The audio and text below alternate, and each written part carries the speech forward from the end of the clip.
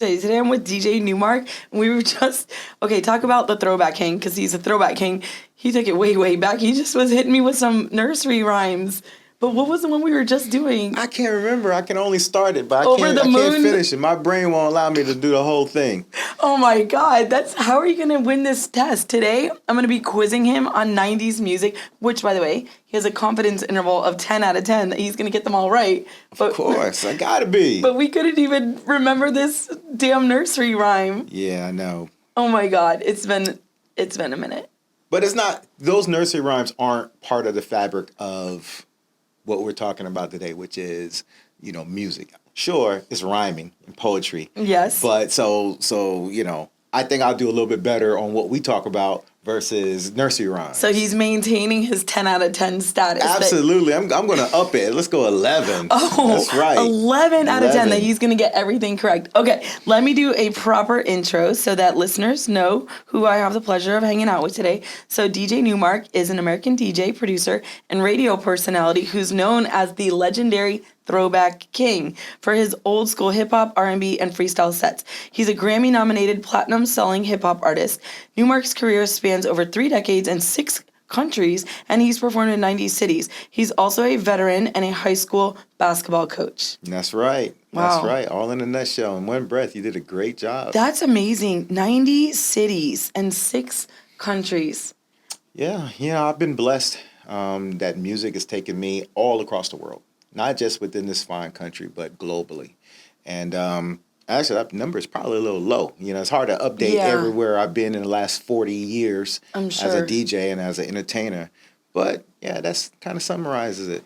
I want to paint a picture for those that didn't have the pleasure of being around in the 90s. If you had to describe to someone who just came out of a time capsule, what was the 90s like? The music scene, like the club scene. Describe the 90s. Well, if I may, before I go there, I just want to say thank you for having me. Aww. Right? We've tried. We had to, shift our schedules and stuff. And I really wanted to be here. I really wanted to have this conversation with you. So again, well, it's hard to catch a celebrity. For you to share your platform with me, with all of your viewers and all of those that support. And I supported you. I've seen, different content that's come from you. I just want to appreciate. And you blessed me with the drip today. That's right. That's some right. Of my DJ Newmark gear. And that's another part of what maybe we'll get into about the DJ Newmark brand. But to go back to your question, the 90s, man, was about, having fun. Yes. When you would go to a club and you wasn't sweating because you weren't dancing, something was wrong with you. Yes. Like you went to the club to dance. And matter of fact, a lot of the dances that were out was matched basically to the music. Yes. Right? So you had to do based upon the videos, right? So let's get into videos. Right. The 90s was driven by music videos. Yes. So in between club nights, you were at home dancing in front of your screen, in front of VH1 and in front of MTV, trying to master every single move. You remember? Absolutely. So you could be prepared for the club. Absolutely. You learned that. That was our YouTube. Yes. So when the latest dances and the latest songs came out, you were trying your best to mimic what you saw. Oh my God, so yes. that you could do it in the club. But not only that, we didn't have replay. You couldn't rewind, so you had to wait for them to play the song again so you could hit those dance moves. Well, that's why, again, recording those videos on BET, VH1, and so forth, MTV, I was making sure that, my Betamax or my VHS machine was recording so I could play those over and over and over and over again. What were you wearing in the 90s? Man, what's a DJ Newmark fit? You're getting ready for the club. What is your, ultimate fit? Well, Cross Colors was a big designer out then. Yeah. I was really, I think the hip hop culture was really Afrocentric. So I would wear the African medallion and sport the colors of Africa. And there was a lot of pride back then that was surrounding our roots, right? Hip hop as a urban culture. During the 90s really embraced past generations, which I think is something that the culture is lost. Nowadays they don't embrace history like that. Well, it's powerful that you're looking at it through that lens, because it's true. In a time where we had such a long run where Black culture, African American culture was not celebrated at all, here comes this eruption of 90s hip hop music that made it okay to celebrate, and like finally the pendulum had swung, I would say. Absolutely. And it swung globally. That was the thing about it. It hip hop, what I tell people is that, okay, so I'm Generation X, right? Represent Generation X to the fullest. We didn't invent hip hop. It actually was the generation right before us, right? Which were the baby boomers. Hip hop actually started in the late 70s. Okay. With who? Who were some of the founding fathers? You had Grandmaster Caz, someone that's not a very well-known name globally, but for those that are really historians of hip hop know about Grandmaster Caz, and some of those other guys that were notable in the late 70s, right when the disco era of the 80s was starting to come about. Actually, disco started in the late 70s as well. So when disco and rap kind of started at the same time, a lot of those pioneers were unsung heroes, right? Gotcha. But as we moved into the late 80s, into the 90s, Generation X took that baton and made it a now global culture. Yeah. Right? So Generation X didn't make hip hop, but I always said that we made it global. I like that. Okay, you carried the torch. We carried it. They started the flame, you carried the torch. Absolutely. Matter of fact, it wasn't even a flame until we got it. It was a spark. Okay. It was a spark. So it's the 90s. You're proud to be African American. You're African American or Black? I'm half. I'm like Tiger Woods, y'all. I'm half. I'm Blasian, so I'm half Korean and half Black. So I'm Blasian. So Black culture is booming. It's exciting. These hip hop artists are emerging, and you're like right at the center of this. Yeah. For my journey trying to find my way through hip hop, I originally wanted to be a dancer and a rapper. Okay. But I had the creativity to be a rapper. I didn't have the memorization. Much like why I can't remember these nursery rhymes. And you think you're gonna win on trivia? Yeah, I do. Actually, I do. I think you so. You still had an 11 out of 10 there? Yes. We'll see though. And so I couldn't sustain myself. It wasn't a performance thing or shyness. Right. It was just that I just couldn't remember half of the things that I was going through my mind. So I couldn't be a rapper. Dancer, I had fun, but I was so far behind the rapper that, I want to get a little shine. So I really thought about, man, the one element of hip hop is DJs. And there were so few in between because you need to have the equipment. And not everybody had the resources to have the equipment. But it's easy just to rhyme, right? Everybody's a rapper, right? Everybody can rhyme. And everyone can dance. But not everybody had the equipment. So I was like, maybe that's where I can kind of make my way into this thing. And so I did. I took some of my dad's, my dad was a big music fan, obviously representing, two other generations. But I took his house speakers and took some of his record players and jacked them all up, broke them and stuff. But anyway, but then, I was right. Not everyone could be a DJ. So the DJs were in high demand, right? Supply and demand, right?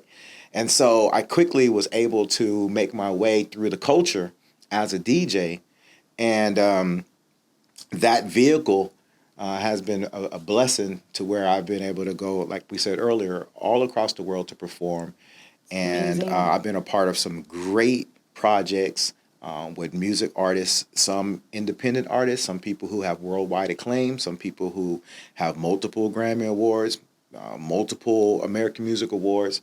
And, I just think that those relationships really cultivated itself over time. Sure. And that's why I'm still here. I'm still standing. Probably bigger than relationships too, because So if a new DJ was just starting out and wanted to work with maybe celebrities and these bigger household names, I'm sure relationships, we all know that helps. But I'm sure it also took grit, you showing up, you doing what you said you're going to do, like being at the places you're supposed to be at. And like sometimes those are the traits that are lacking, right? Yeah, I mean, you got to be a dreamer. I think in any entrepreneurial spirit, whether you are dealing with music or movies or whatever, if you want to be your own brand and you want to dance to the beat of your own drum, you have to be a visionary, you have to be a dreamer. Throughout the years, I've been told, like most entrepreneurs, that my dreams are wasteful. I've heard that a time or two. That my dreams are maybe too aggressive or Yeah. whatever.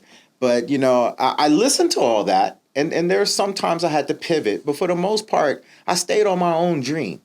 And, you know, to any DJ or to anybody that has that entrepreneurial spirit, regardless of the industry, continue to go after your dreams, man, because at the end of the day, if it fails, you can say that it was a failure from your own dreams. Not that you pivoted and you gave a piece of yourself up to go with the status quo or to go with whoever's in your ear, and then that doesn't work out. Now you'll always wonder, like, dang, was I on the right path before? Or... I think that's the scary thing about entrepreneurship, because there's no playbook. There is no blueprint. You are making the blueprint. Mm-hmm. So what are your dreams now? Oh, man, I got into acting recently. You did? I did. I didn't know that. I was in a movie that we premiered like 2 months ago called Child Support 2. Okay. Directed and produced by Miss Ebony Elliott. Okay. She is a local Palm Beach producer. And Child Support number 1 was also filmed in the Palm Beach areas. And she was very... persistent in using and highlighting Palm Beach because she's a Palm Beach native, right? And so I was lucky enough to come on the sequel of that movie, which is currently on like Tubi and Amazon Prime and things of that nature. So part 2, I was able to play a role as myself. And so it was very interesting learning lines and knowing how to improv because I come from no technical theater, acting background. So, much like a lot of entertainers do that started off in the music, they branch off into TV and movies. So I kind of took that walk as well. And I want more of it. You know, it's hard work. Oh, okay. So it ignited something in you. It did because the creative process. Sure. Right? So, maybe I was in a scene for maybe 5 minutes, right? With multiple lines. But that 5-minute multiple line took an all-day shoot. Yeah. And so I have a different appreciation. Again, much like music. You hear a song, it's about 3 minutes long. But to make that song took hours and days and multiple times of recording and and somebody's thought concept and absolutely. So I guess that creative process, really brought a different dimension of who I am out. And I'm waiting on my first love scene for any producers out there. Oh, okay. You want to be like a Casanova. Yeah, waiting for my first one. Anyway, my wife ain't gonna be happy about me. But she's acting. But it's not real life. and so another part of my dream is the apparel. Okay. I never thought that I would be a creator and to make merchandise. But it was brought to my attention that, hey, you have this brand. You're easily Googleable. Someone told me I had like 7 pages of Google out there on me. So it's not like it's just one editorial here or there. Like there's multiple videos, multiple whatever. Won't you, for your legacy, continue to brand yourself? And I sat back and I thought about it and I was like, wow, So initially, I went the outsourcing route, right? But then the problem with that outsourcing when it comes to merchandise is that I didn't have a quality control mechanism. I depended on someone else to make my brand represent the way I wanted to. Right. And there was some flaws that to me was a big deal, but for them was acceptable because Yeah. it wasn't their brand. To his point, I know what you're speaking on. You're very careful with even the material, the quality of the material, the print type. Like, you're so intentional. So I Absolutely. can see how that, yeah, if you don't have control over that and they're not producing to the quality that you like, it's a problem. Absolutely. So then I decided to take on ownership of the process. So literally, the shirt that you're wearing, the shirt that's out there that you see multiple people wearing on different platforms, Right. literally is a labor of love and came from my own hands, from start to finish, from the packaging to Really? the everything. What do you mean? So even the printing? Like, Yes. Really? Yes, everything has been a labor of love, from the textile selection to the, yeah. Obviously, I didn't make my own shirts, Sure. putting patterns together. Right. So I outsourced that, but I made sure that the quality selection was where I felt that the DJ Newmark brand should be at, and the standard. And then Okay. from then, the printing, the application, everything from that point on is all me. I like that. Okay, so since this is a legacy project, I mean, really, Mm-hmm. what does it mean to you with every single order when someone orders one of your merch? Let me tell you, just to even, I actually forgot that I gave you a shirt, honestly, until I walked in and I saw you with it.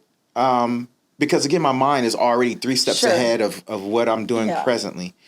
And to know that I have been supported, and it's not just by people who know me, by complete strangers that are reaching out and placing orders. It's a very endearing emotion, because just to know that someone's willing to support you Yeah. is just overwhelming, and it's more tangible to me because it's a labor of love. Sure. That I personally had hands on every garment that gets sent out. I think that that is a character trait that's very special. Because even here at the studio, like anytime someone uses our services or chooses us to do their videography or something, like I take that to the heart. It's like you're not just believing in me, giving me the opportunity to support you, but it's my kids, it's my family. Like, it does not go unnoticed. I don't care if you spend $1 with me or more, like, it doesn't matter. I take that so personally. So I love that there's so much heart and intention behind the brand. So who is the DJ Newmark brand today? Sounds very intentional. Yeah, I mean, it's kind of interesting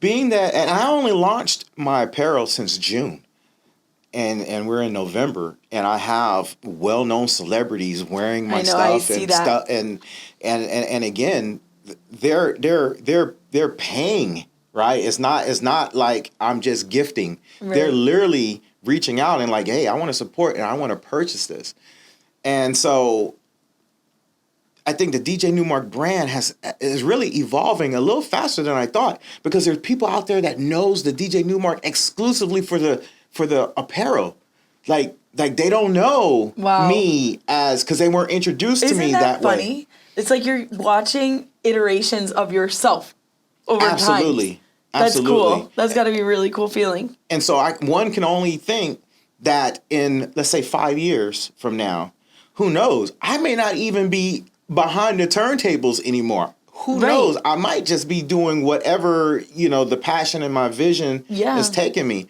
which is crazy to me, because for 40 years, I've been behind turntables, rocking crowds, making people bring back feelings of nostalgia, because that's what, the throwback music does, right? If you woke up tomorrow and tomorrow you were doing exactly what you want to do, is paying you exactly the money that you wanted to pay you, what are you doing tomorrow? Like, what is your dream for tomorrow? Everything that I'm doing today. So still DJing, creating the apparel, and acting? And acting. And that's dreams that haven't even been realized yet. Yeah. Every day is an opportunity to grow, the way I look at it. And Yeah. and in a direction maybe that wasn't even on my radar. And that's why I try to make the most of every day. I try to make the most of all of the connections and relationships, because sometimes it's not necessarily about what, DJ Newmark can do for Julie. What about if DJ Newmark has 6 degrees of separation of someone that can help Julie? We're all conduits, right? Of energy, good and bad. Preach. And, So true. And so that's what drives me every day, to go out there and talk to people and to be in spaces such as this one. Again, I'm so humbled that you would think of including me in your very, very prestigious platform. And it's growing by the day. I'm watching, I'm seeing, and hopefully this episode will make it grow even more. But again, just to know that your spirit was so positive from the moment that we met. Literally from the moment we met. But it's like when you find people that share the same principles and morals and like humility in this life. Life's been good by the grace of God. Like, it's been good, but like you can never take ownership. Like, you got here on your own. We're just a sum accumulation of all of our life experiences, the people we've met along the way, people we've helped, the people that have helped us, Like, and I think we shared a lot of that the first day we met. Absolutely. We had so much of that in common. It always blows my mind when I meet people that say, like, I did it on my own, I got it on my own. Doesn't matter who you are. You didn't get anything on your own. Right. Nothing. Even when you're an entrepreneur. Correct. Oh, yeah. When you say, when you're an I can't work for nobody. Yes, you're still working for the people that's supporting whatever you're doing. Thank you. People don't realize that. They're like, oh, you're your own boss. No, my clients are my boss. If I fail them, I fail. Absolutely. The people, like, trust me with their dreams. They're giving me their hard-earned money to help them, like, no, I have an obligation to them. In fact, like, when I tell you, last night, I think I slept with my eyes wide open just because I told you I got my ass kicked. We were talking a little bit off camera about that. It's been a hard 24 hours, but the one thing you don't like to do is disappoint people. And also disappointment happens too when you don't even mean to disappoint people. It's like, it's hard. But I think what makes you successful actually has less to do with the money, but more about your impact and the way you look at things. So the way that I look at the world around me, with one thing we share too is, like, we're energy people. We vibe off of the energy. I can tell when you're good or bad energy, and I just swerve you. Like, if you're bad, don't bring your bad juju near me. Keep your shit far away. Like, I can get it without messing with you. Don't mess with me. Just leave me alone. I'm telling you, especially mind my business. In the celebrity space, right? I'm sure. Because I'm also a radio personality. I don't think that was talked about in the bio. So in Palm Beach, there's a radio 107.1. Shout out to all the people out there, 107.1 FM. Cubana La Capitana, my girl. There you go. We're the Palm Beach's #1 station for throwback music. All right. And we got that for a reason. And so through that space, I come in contact with a variety of celebrities. And the thing that always interests me, being in that space with celebrities, whether it's entertainment or athletic, is that they have a persona that they have to put out there. But who are you when the cameras aren't rolling, the mics are turned off, and it's just me and you? And being respectful that everyone can have a bad day. It often tickles me when I see that people give up authenticity for the sake of their brand or whatever image. Again, I can understand why you have to be a certain way in front of certain people or in front of the public.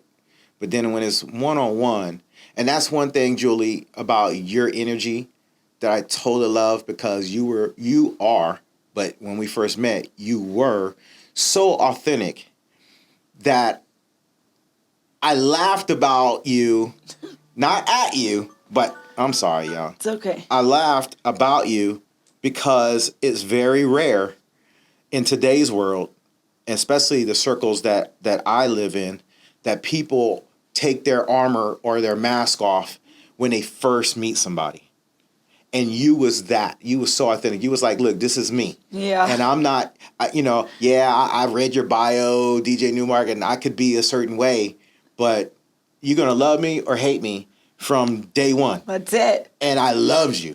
And that was the thing about it. Like you are just so awesome that I love to be around kindred spirits. Yes. Like that. It's hard for me to be fake. And I think as I get older, I'm 42 now, as I get older, it's even harder for me to be inauthentic to myself, to the people around me. So I just try to put forth my most authentic self. And really what I've learned is it's good. It attracts more of me's. Like more of me's. There's more good people. Like I meet people that are like, I'm very community service oriented. I try to live a life of service. Yes. I try to give back wherever I can. Definitely bit me in the ass this week, huh, Jacob? Oh my God, it bit me so hard in the ass. You win some, you lose some. Sometimes, what's that saying? No good deed goes unpunished. Oh boy, did that happen this week. But I think you too get up that and you try. I feel that from you. I feel your sense of service. Yeah. And as a DJ, that's all I am. Sure. Yeah. And as you read, I coach basketball in a local community. Again, I'm giving back, and it's the sense of selflessness, right, that motivates my brand to excel. Exactly. And you are the exact same way, and I felt that from the beginning. And yeah, we're gonna get our heads chopped off. We're gonna get, there's for every. Okay, so you're 42. I'm 54. And what I've learned in my half a century of life is that life is a numbers game, right? And for every one positive experience, for every win that you get, you're going to have 10 losses. And what keeps visionaries like us continue to dream is that we're able to take those L's, but understand that we have to compartmentalize the L. Yeah. Is it a really justified L? Is it an L because of envy, jealousy? Is it an L because of something that I could control or could not control? Right? And when we are able to decipher these losses and we able to look statistically and go, well, those L's wasn't really on me. So we can continue to push. We can continue to dream. Okay, you're preaching and I'm here for it. Wow. I needed this. And This you is a go. message. And you look at the L's. Yes. But seriously, and that's Because, what it is. Yes. I mean, we were just talking off camera, obviously, about like people that hate you for literally no reason. So, and like, I've had the experience. I experienced that more when I got into business than ever in my life. And I heard other people. I mean, obviously, I grew up on rap music. You hear rappers say like all these haters, and sometimes, obviously, I can't relate. I'm not a rapper. I'm not famous. I'm not all these things.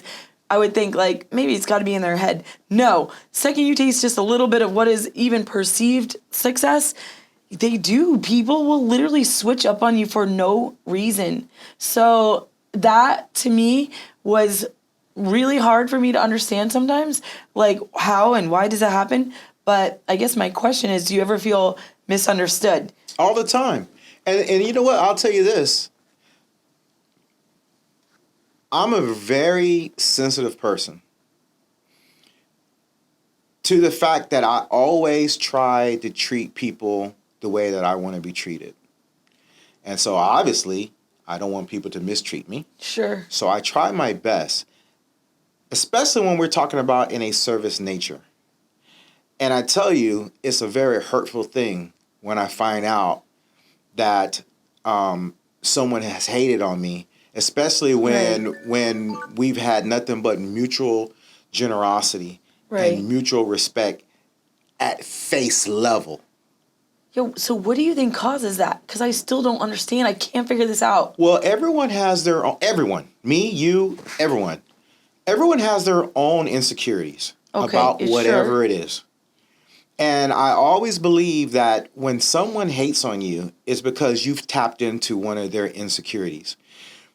I had a video that I posted some time ago that talked about haters. That says that basically someone who has more than you or has that perceived greater success will not be a hater of you. Right. Because they're not looking at you as a threat and you're not infringing on any of those insecurities. It's always someone who has equal or less perceived that is true. And so they look at your success in whatever measurement and wanting them personally to be where you're at triggers that insecurity, whether it's a financial insecurity, whether it's a perceived popularity, whatever it is. And so that's what it is.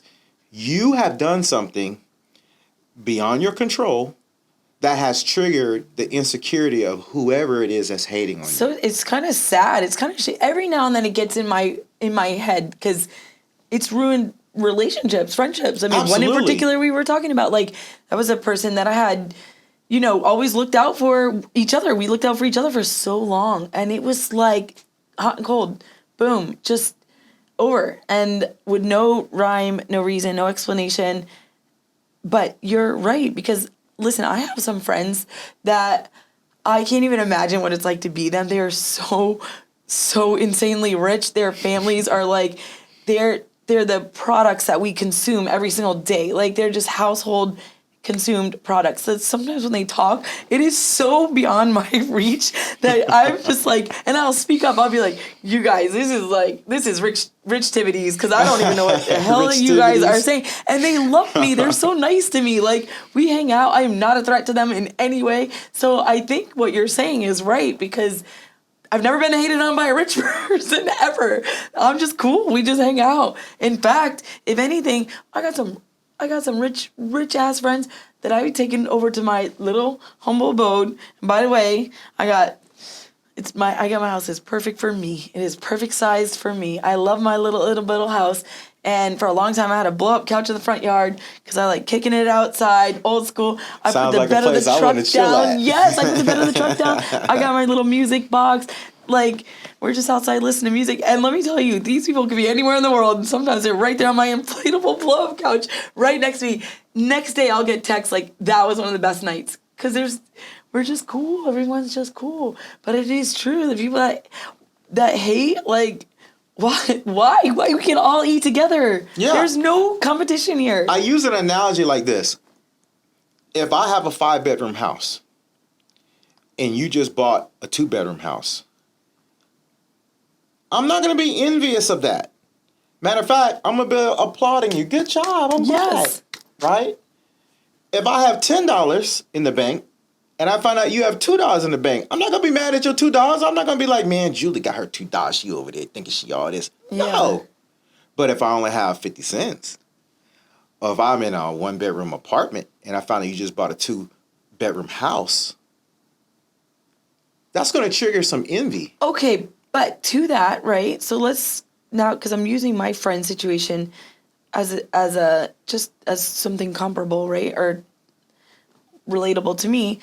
I never look at them like, damn, I want this. In fact, they sharpen the shit out of me, because if I even try to complain around them, they're like, head up, chin up, let's go. Life gets tough. They have problems too. I have problems. They have problems too. They're the fastest ones to get me right back in line. Hey, no self-pity, no complaining. You're not the victim. They pull my ass right back. When I got my one friend, she's kind of scary because she don't let me complain for anything. She's like, chin up, girl, chin up, let's go. I'm like, damn, this shit's kind of a lot. Head up, let's go. Head in the game. Like, put your shit back. I'm like, okay. Like, she doesn't let me fall down for nothing. So maybe, I mean, yes, you're 100% correct. I think there's levels to this shit, right? But, like, also, it's got to be a mindset. I don't think I have a hater mindset. Well, and see, that was where I was going to lead you to.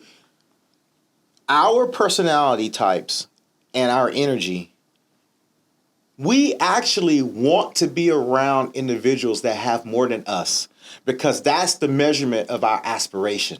Ooh, okay, I like that. Right? That's true. So aspiration inspire, you don't hate on someone who's giving you inspiration to be greater.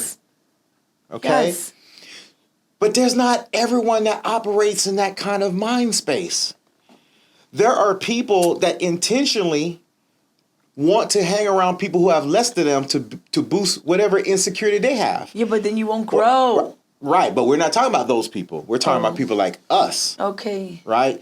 So it's, even though there's a psychology that's understandable of why someone could possibly hate, and in your situation, I see that you're desperately trying to seek that explanation. Yeah, just an answer, because sometimes it's mind-blowing, But right? but sometimes it's not even about a materialistic thing.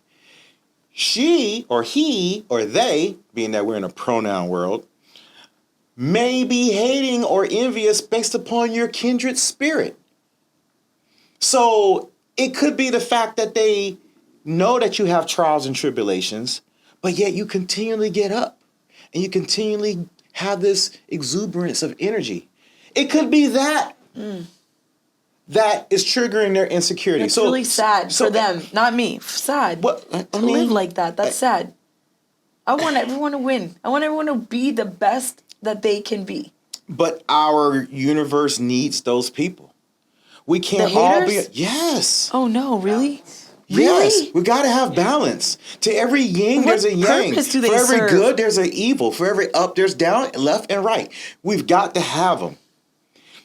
The thing that you and I and anybody out there that's viewing this footage needs to understand is that we need to continually surround ourselves with like-minded people to give us the nourishment, the emotional balance to deal with these situations or these individuals that's going to bring negativity into our life.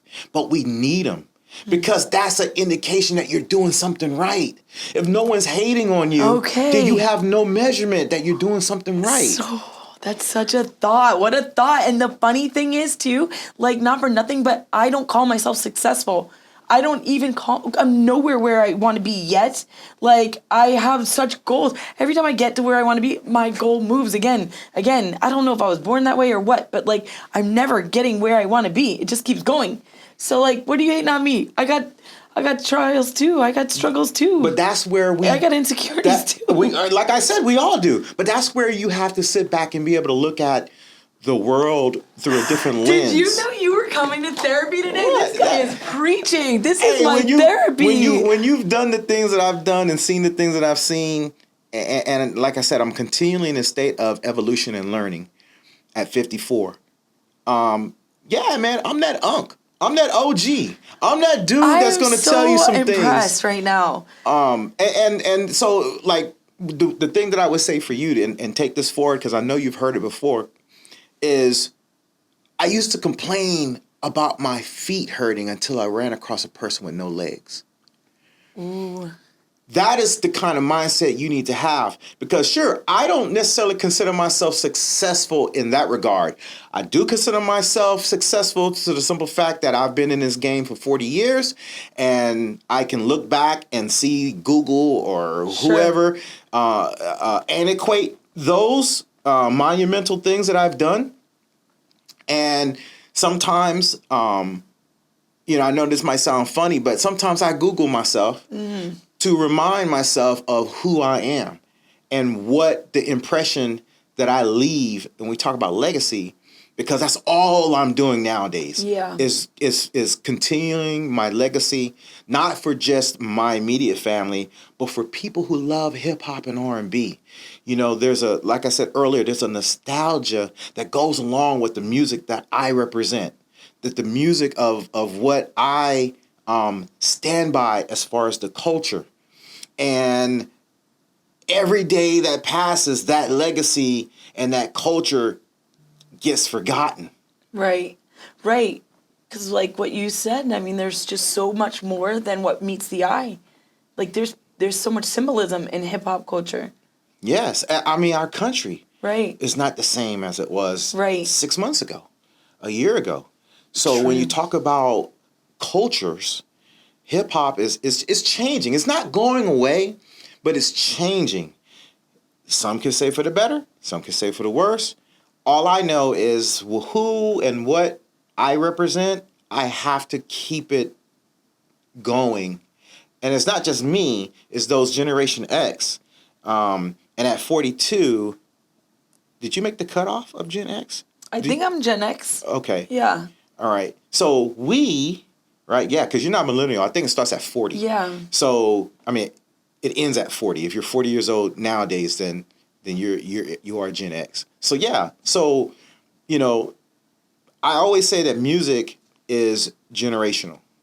Every generation feels that their music is the staple of what good music That is is. true. Right? Before rap, you had disco. Before disco, you had rock. You know, remember when Elvis came out? Oh, yeah. And everybody was like, what you know? And then when the Beatles came, like, what's this? You know? Yeah. But, right? So they've built a legacy. And so every waking moment, I'm always, and in my product line, I highlight the fact that I dwell in a time period that is slowly being forgotten. And, you know, I was always asked, you know, what do I think about today's music? And I'll never knock it. You know, I won't do what people did to hip hop when it first came out. I won't do what people did to rock and roll when it first came out. I won't do what people did to disco when disco era first came out. But what I will say is that the principles of hip hop and R&B has changed to where I think technology has a lot to do with it. When I first came out professionally as a producer, the music industries controlled the music, right? They were the gatekeepers. But because of that gatekeeping, there was a system to where, like, let's look at today's rappers. How many rappers, and this is my challenge to everyone viewing this, how many of today's rappers, when I say today, okay, we're in 2025, that came out since 2015, that actually dance, that actually dance while they perform? Oh. You won't see that, right? How many of today's artists have choreographed movements with dancers when they perform? So the 90s era, you had to be a great dancer as well as a great rapper. Now, again, there's different levels to hip hop. Sure. But I'm talking about as a movement in the 90s, everyone danced. Everyone danced. And there was an entertainment value that was just beyond the music. Very true. There was a performance value that in today's time you just don't have. And then when you talk about R&B, right? In the 90s, we still had mature voices singing. In today, 2025, name me an R&B artist that's 40 years old that's on the charts. Wow, I've never thought about that. Everybody's younger. Everyone's more sexy. Everyone, and in that concentrated direction, you lose the maturity that come along with the voice and the content of the music. That makes sense. So in the 90s, again, it was the last era where we had grown men and women still, right. And they didn't age out. Wait a second. That's actually that's deep. It's actually really deep because in part of what you're saying, right, a lot of what people perform, sing about, rap about is their lived experiences. So if we're not hearing from, 40s and above, you're right. Like that's who's influencing the younger generations. We're not getting some of that wisdom. That is a good point. Yeah, I would be very surprised if... Okay, so granted, in 1993, when we were putting out music, we didn't think that in 2025 we would still be selling out arenas for people wanting to hear that. I don't want to sound like a pessimist, but I'll be very surprised that in 2050, 25 years from now, that Sexy Red would be selling out an arena. So do you think they're fads? They're more like... Fad is harsh. Okay. But I don't believe that the content will bring back the nostalgia. I see. Of the time period that song was released. Again, music is an instant time capsule. It takes people back to certain times in their life. Because our world has changed so much, people of our generation really missed the simplicity of how our world was in the 90s. When everyone didn't have cell phones and everyone, texting, Going to the skating rink, using the payphone. The art of communication has so much changed. Like my son, he's in the next room and he's texting me. Right. Like, if you don't bring your narrow ass here and talk to me, And so again, I'm not saying that technology is bad, but I'm just saying that, you're acknowledging that there's changes. And there's changes. And so I think, and again, when's the last time you heard of a old school concert at people shooting? Right. And there was a melee. No, you just don't hear that. Because Generation X ain't got time for that bull. We got to go to work. We got careers.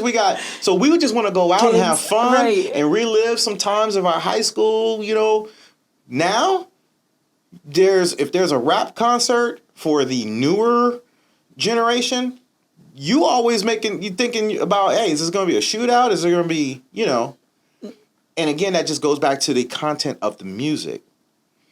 So I try to remind people of how it was before our country specifically got so crazy.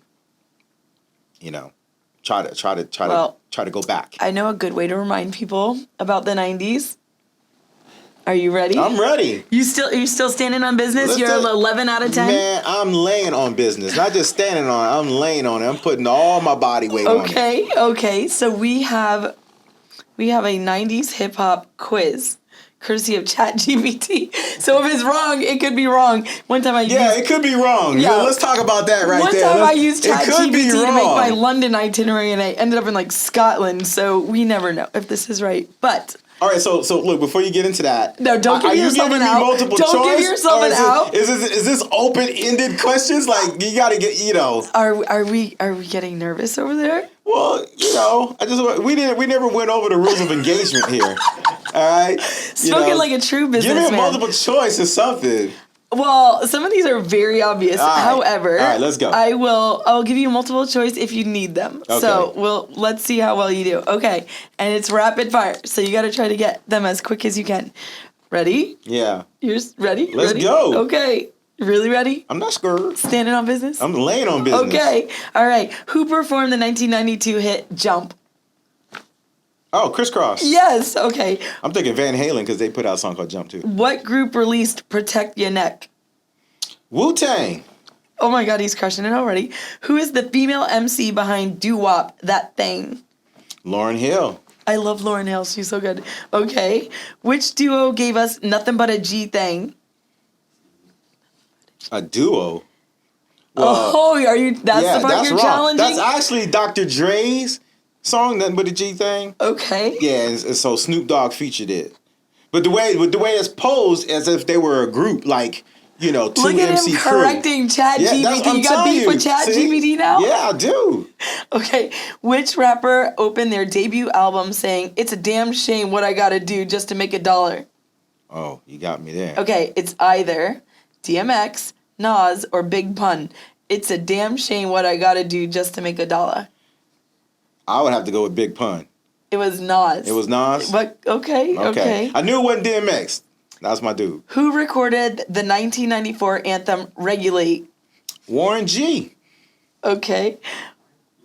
Do you know him? He knows, well, I'm not surprised. Why would, that's our time. Know about Warren G. Yeah. Why would you know about Warren G? That's our time. Yeah, Warren G. Yeah.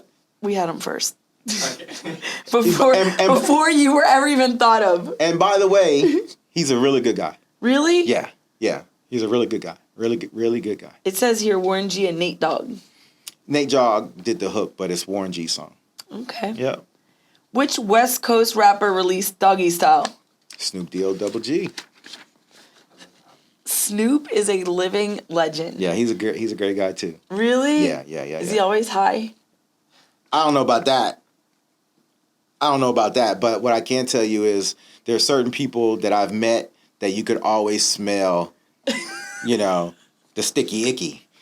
But high, That was a very PR answer. But high, I don't know. I can't say it because to me, when you say I'm high, that means you are in a state of unreasonable, like where your normal personality is. Yeah. That you're in an altered state. And I don't know if he was in an I altered don't state. even think he can get high, to Yeah. be honest. I think he's immune.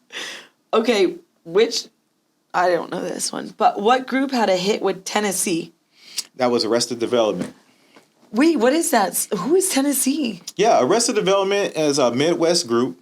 And really? they had a couple of hits. Tennessee was probably their biggest one. I think they even got a Grammy or a Grammy nomination out of that. This guy is the original 90s hip-hop chat GPT. And let me just say, all these groups that we mentioned are following me on Instagram. No, I'm just saying, and let me just kind of go there real quick. Go. So people always talk, how you got, X amount of followers on Instagram, whatever. To me, that is not the important part. Whether it's your Instagram account, Julie, or your Instagram account, to me, the substance, because again, in today's world, you can buy followers and you can have bots and all this stuff. To me, is who is following you. Quality over quantity. That is the thing. And so, again, we talk about haters, right? I've been accused of having, bots, and I've been accused of whatever. And sometimes when people are wanting to work out an endorsement deal with me, the one thing that you have to do is submit your analytics. Right. And so, sure, my engagement rate may not be to what they want. And then they go, well, you have so many followers, but why is it? And they're asking me, like, I know the answer. Right. Why are this percentage of them engaging with you? So those other people must be bots, whatever. The thing that I always like to point out is, and that's why I'm very deliberate, whenever I get someone that has been influential in the music space or in whatever, if they're an athlete, whatever, and we become connected, I highlight them. And I always put their picture and that they're following me, because we can say that 200,000 people are bots, but did I buy a fake LL Cool J who's following me? Did I buy a fake Snoop Dogg? Did I buy a fake, See that? Shaquille O'Neal? So watch your mouth. So again, and those are just kind of like the receipts of validity for me. Because again, I have to remind myself sometime, because the world is so true. They'll get inside your head. Yes, absolutely. Yes. And so, when I look at someone who's following me, like a Shaquille O'Neal, who has more followers than the President of the United States, and they're following me, and they only follow a fraction of those that are following him, that lets me know that okay. Yeah. Yes. I'm all right. I'm Yes. I'm on the trajectory that I'm supposed to be on. Amen. So I didn't mean to have that squirrel moment, but No, that's good. It's good. Today was a good talk. Who released It Was a Good Day? Ice Cube. Did you know that, Yakub? That's too easy. Those are baby questions. Okay, East Coast. He's over there yawning. Yeah. Okay, all right. It sounds like Yakub wants to enter the chat. I'm probably not going to know the next one. Let's see who can blurt out the answer quicker, okay? East Coast versus West Coast. Which East Coast MC recorded Juicy? Biggie Smalls. Yakub, where were you at, huh? I had it in my Yeah, he was just about to say it. Which West Coast artist made It Was a Good Day, a 90s staple? Just said it. Ice Cube. Oh, yeah? Yeah. Okay. What label was synonymous with the East Coast movement led by Puff Daddy? Bad Boy Records. I didn't know Okay. Which West Coast label was founded by Suge Knight and Dr. Dre? Ruthless Records. Wait, are you wrong or is chat wrong? This says Death Row Records. Okay. I'll say I'm wrong with that. Because it evolved. No, chat can be wrong. I know. ChatGPT is pretty wrong sometimes. I ended up in literally the wrong country once. I'll take a we'll put it in the comments for everyone who's watching this. Yes. Put it in the comments. Who's right, me or ChatGPT? Yes. Oh my God. Which New York City borough is Wu-Tang Clan from?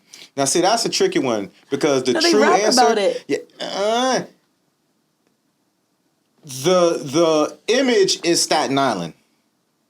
Okay. Is that what it says? Yes. Yeah, but Wu-Tang is such a conglomerate of different people that they're not all from that borough. And true New Yorkers, like my wife, she's a true New Yorker, she won't even recognize Staten Island as a borough. So that's a kind of loaded trust question. you over chat. I don't trust chat. Yeah, that's kind of a loaded. But we'll say Staten Island. Chat's Represent. full of absolute shit. Okay. Name the supergroup that included Lauryn Hill, Pras, and Wyclef. You know more of that. No, come on, they are icons. It's a little too old for me. I get that one. Too old? Not too old, but Shh, he didn't mean that. I have more like Bully? hip-hop, He's like, going in the more bully rap box. knowledge than Lauryn Hill and stuff like that. You know. I know. What's the answer? Give him the first, because he knows the answer. I know he knows the Okay, answer. it's 2 words and it starts with the F. Yes, the second part starts with an F. Say the question again? The supergroup that included Lauryn Hill, Pras, and Wyclef. Wow, the Fugees. No, I didn't know that. Really? Are you familiar with the Fugees? Excuse me. Wow. Okay. Yeah, he really did know. These should be super fast. You guys got these. Ready? Which artist released Hard Knock Life?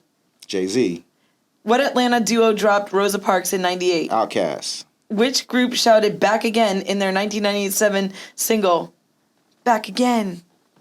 You do know this. It's just I'm like way off melody right now. Like, back again. Yeah, come on. He knows the other back of his head. I had to think about it. Can you say that again? Which group shouted Back Again in their 1997 single? 97. I can hear it. Nah, I don't know. Okay, I'll give you a hint. They're named after condiments that you would keep on the table. Salt and pepper? Yes. Back again? Yes. So Wow. we back again. Yeah, come on. Yes, I do know this one. Wow. Okay. This one's a little hard, but who were the original members of A Tribe Called Quest? Oh, You know? hey, I studied them. How do I not know that? Yakub is the most mysterious person on earth. I learn new things about him all the time. His name is Jacob. He's the producer, but he's like so funny. We did a DNA swab on him once on the show. Like, he's Really? the best. Yeah. And we did it Maury Povich style where we read his results. The original members of Outkast. No. A Tribe Called Quest. So you got Fife? Yeah, but the So- original members from Outkast were originally in the Tribe Called Quest. No. They started the origin of it. I forgot one of the group members. That was Okay, supposed I to didn't be know it. that one. It was supposed to be it. They're tied together. I just forgot the name. So you got Q-Tip, Fife, and the DJ's name. I can't remember. Ali Shahid Muhammad. That's what you were about to say. Sure. That's what I was about to say. Oh, hip hop history. Which he actually lives in Fort Lauderdale, I believe. Really? Yeah, he's out here. Yeah. Which legendary DJ/producer Newmark. Oh, I'm sorry. I'm sorry.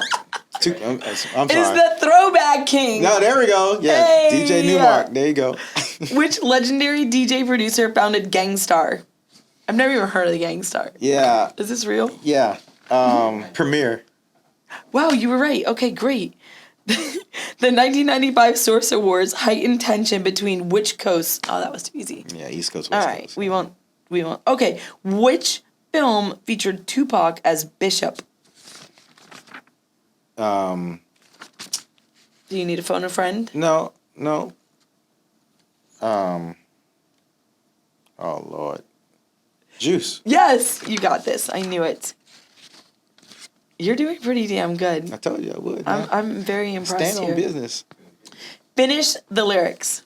Cash rules everything around me. Cream! Get the money. Dollar bill, y'all. Who said I'm not a player, I just crush a lot? Big pun. Which rapper asked, you down with OPP? Yeah, that was Naughty by Nature. Yeah, you know me. Tretch. Which anthem opens with stop, drop, shut them down, Riders open anthem. up, shop? DMX. Oh, yes. Little known fact, I was a Rough Rider. Really? Yeah. Get out of here. What, did you do all That's those tricks? how I got to like on the perform TV with when them. they're like, vroom, vroom. Yeah, nah, it wasn't like that. But you know, I came into the record label with my motorcycle, and then they discovered that I was a DJ, and so that's how I got to meet DMX, because a lot of the artists on the Rough Rider label would travel to city to support the local Rough Rider chapters. Oh. Because there were different divisions of the label. That's you had your smart. entertainment side, and then you had your motorcycle club side. They even had a car and truck side, and then they had the dogs, right? Oh, that's okay. That makes sense. And so in every city, there are different chapters that would have one or more of the auxiliary branches of the label. And so DMX and Eve and some of the other execs would do a great job going around and supporting them. And that's how I got to DJ for DMX when he would come out to our That area. is awesome. DMX is one of those stories that always just got my heart. His like raw authenticity and how he was Absolutely. so open about his struggles. Yes. And like it just, I feel like when you talk about a misunderstood individual, I feel like people weren't listening. He was trying to tell the world. That was sad. He's one person, like when his music comes on, it always just hits me for a second. Yeah, DMX, rest in peace, man, Earl Simmons. The thing about him is that, and I got to know him very, very, very, very well.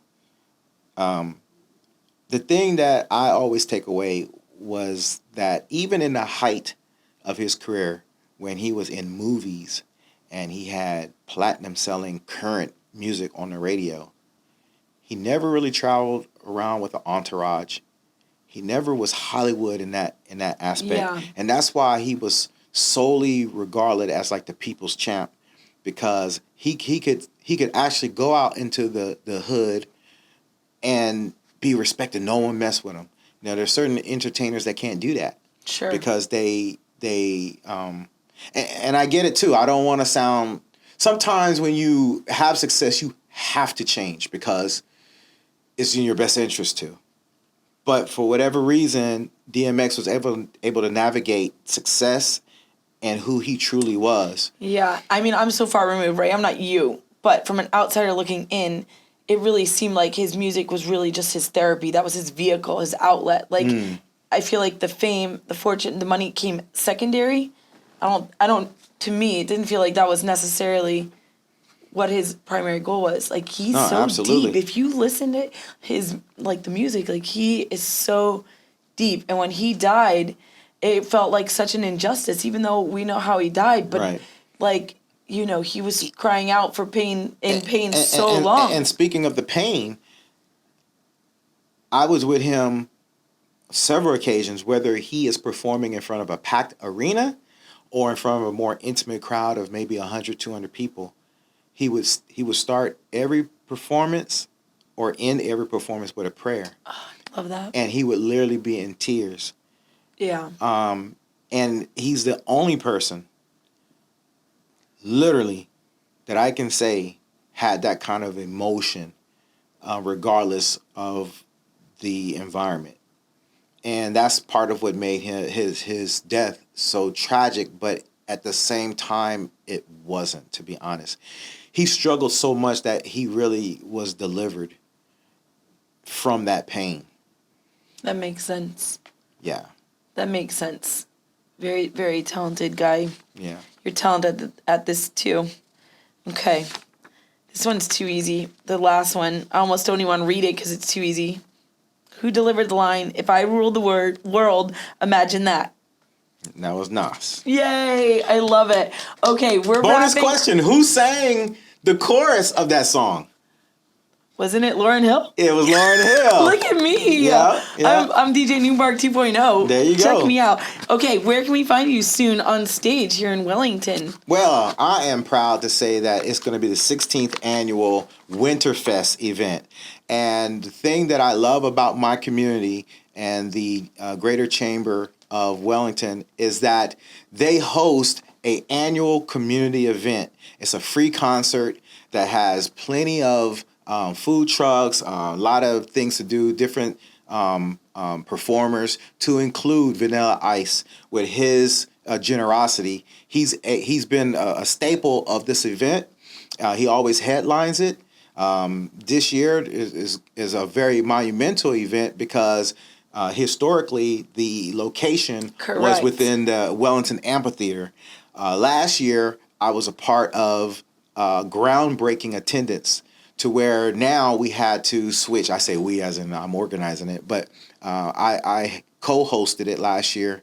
And so we had to, as an organization, move because the logistics was just too dangerous to be in an area that only holds like 4,000, and we packed it with 8,000. So this year we're at the National Polo Center that has way more accommodations. Parking space was Yes. a big one. Yes. And so I'm a little uncomfortable because I knew the lay of the land of how everything was going to go. So it's going to be interesting, and I got a special treat.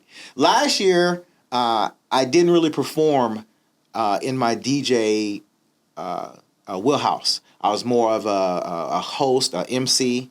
This year I'm going to remind the public, my community, of why the letters D and J are in front of Newmark. I'm going to actually have a set that I'm going to transform people, take you back to a day, hopefully, that is a happy time period in your life. And I'm not just going to cater to Generation X. I'm going to hit the baby boomers. I'm going to hit the millennials. I'm going to have something for everyone. Definitely come out December 5th, National Polo Center here in Wellington. That's so exciting. Thank you so much for joining me today. This is such a great conversation, great energy. We chopped it up on the pod. Where can people find you on Instagram? Yeah, so if you Google me, I have a social media team, much like you, right? Because there's so many different platforms, so many different spaces. I can't, I'll lose my brain trying to keep up with content. But Instagram is the one that I safeguard myself. My team does not have the password, the username. They don't have any of that. Actually, they have it in case, my untimely transition. But they don't go into it, right? Delete those DMs. No, I'm just kidding. Sorry. So if you want to contact me directly, if you want to contact me directly, Instagram is the platform to where you can find all my merchandise as well. I have an Instagram store. So it's DJ Newmark, Newmark. I would be mindful that there's another Newmark out there. If you misspell my name, Newmark, you're going to find another individual. So he said don't use ChatGPT because ChatGPT will mess up the spelling of his name. That's for sure. It depends. It's weird. Depends on, who's doing it. It's weird. If you do the microphone feature where you're talking to it. Yeah. I've seen it. Some people say it one way if they have an accent, whatever, and it comes up with the Newmark. Or if it hears it pronounced a different way, it'll come up with mine, Newmark. But in either case, I big ups to the other DJ Newmark. He's a very respectful DJ in his own right. He has a hit. And so either way you can't go wrong. But if you want to find this ugly guy, because he's a handsome guy, you want to find this ugly guy in Newmark. And you can catch him at Winterfest. Thank you for being here today. Yeah, thank you again for sharing your platform and all your viewers, man. This has been great. It's been therapeutic. You're right. Yes, this was my therapy.